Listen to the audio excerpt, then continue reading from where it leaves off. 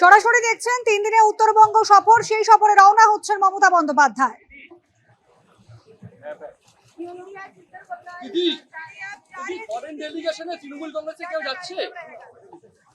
না, ফরেন ডেলিগেশনে তৃণমূলের কেউ যাচ্ছে না এটা ব্যাপার নয়।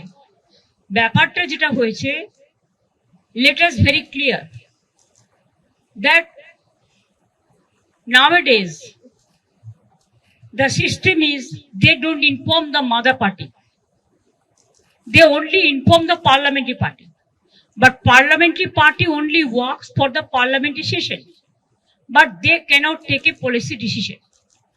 So no request came to us. If the request come to us, then of course we can consider. We are totally in favor of the country. I told you earlier also, in external affairs issue, we always used to support the central government policy. If anything is special, then we will think of, but not now. At present, we are supporting the central government views and action. They cannot decide the member's name from their own.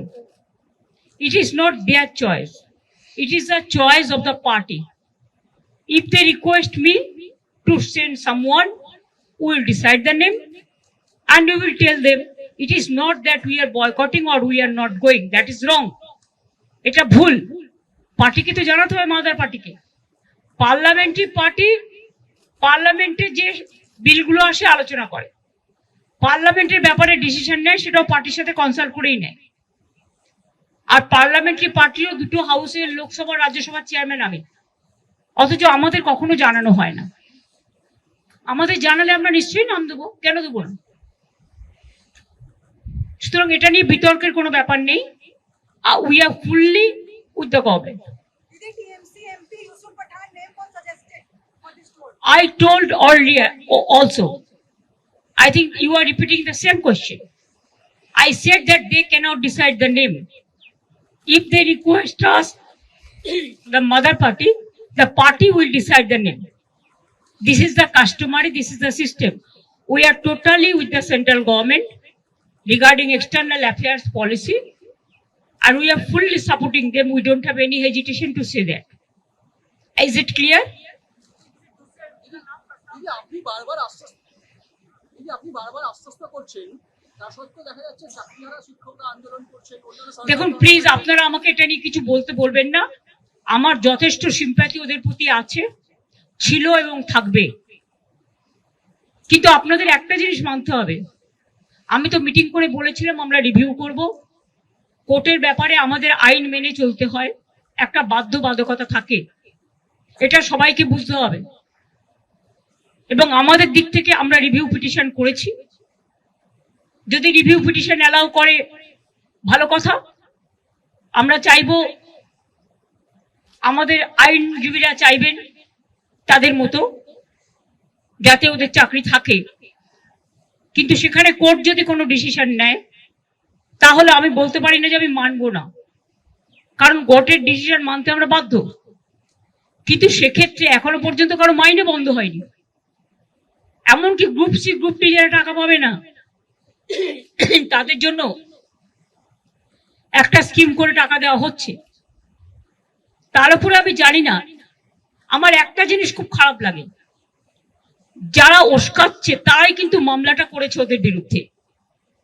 চাকরিগুলো কিন্তু আমাদের জন্য যায়নি, চাকরিগুলো যাদের যাবার পথে দাঁড়িয়েছে সেটার জন্য দায়ী যারা, আমি তাদের বলবো এটা না করলেই পারতেন। যারা চাকরি খেয়েছেন তারাই যদি আজকে নাটের গুরুরা যদি আজকে তাদের স্বার্থ রক্ষার গুরু হয়ে যায়, সেখানে আমার আপত্তি আছে। তাদের রাজ্য সরকারকে বিশ্বাস করা উচিত ছিল। আমি নিজে ওদের সাথে মিটিং করেছি। শিক্ষকদের কাছ থেকে আমরা মিনিমাম সম্মান, সৌজন্য এটুকু প্রত্যাশা করি। রাজনীতির ঊর্ধ্বে থেকে তারা সমাজকে সেবা করুক, বাচ্চাদের শিক্ষা দিই, সবাই সমান নয়, কথাও আমি নিশ্চয়ই বলবো। অনেকে কাজও করছেন, তাদের সম্বন্ধে আমাদের কোনো অভিযোগ নেই। যারা আন্দোলন করছেন তাদের সম্বন্ধে আমার কোনো অভিযোগ নেই। আমার অভিযোগ একটাই, কাউকে আটকে রাখা জোর করে যায় না, রাস্তা অবরোধ করে মানুষের ক্ষতি করা যায় না, এটা কারো কাজ নয়। এবং এতে বাইরের লোকেরা আছে, টিচারের সংখ্যা কম, বাইরের লোকের সংখ্যা বেশি। এই তো দেখছেন মেয়েরা বলছে প্রেগনেন্ট মাদার বাড়ি যেতে দিচ্ছে না, অফিসে কাজ করছে তাকে 14 ঘন্টা 18 ঘন্টা 20 ঘন্টা আটকে রেখে দেওয়া হয়েছে। একটি মেয়ে পরীক্ষা দিতে গেছে, পরীক্ষার্থী, সে বারবার বলেছে আমি বাড়ি যাব, আমার বাড়ির লোক চিন্তা করবে, তাকে নামতে দেওয়া হয়নি, বেরোতে দেওয়া হয়নি, এবং সে ভয়ে লাফ দিয়েছে, তার পায়ে চোট আছে, সে হসপিটালে ভর্তি হয়েছে।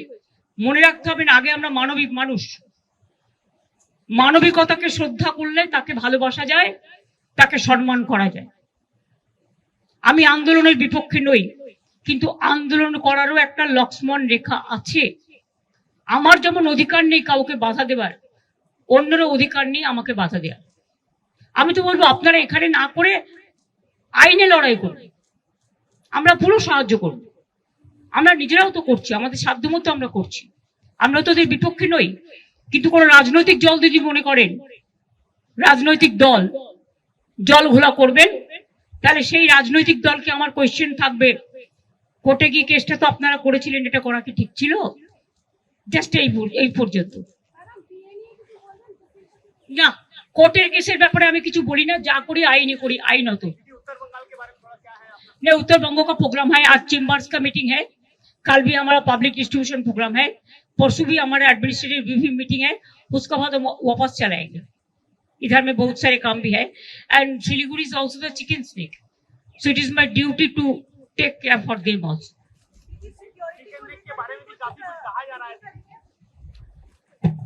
মুখ্যমন্ত্রী মমতা বন্দ্যোপাধ্যায় তিনি 3 দিনের উত্তরবঙ্গ সফরে রওনা হলেন। শিলিগুড়িতে বাণিজ্য সম্মেলন এবং যাওয়ার আগে বিকাশ ভবনে যে আন্দোলন চলছে, যে চাকরিহারা শিক্ষক শিক্ষিকারা যে আন্দোলন চালাচ্ছেন, সেই সম্পর্কেও মন্তব্য করলেন।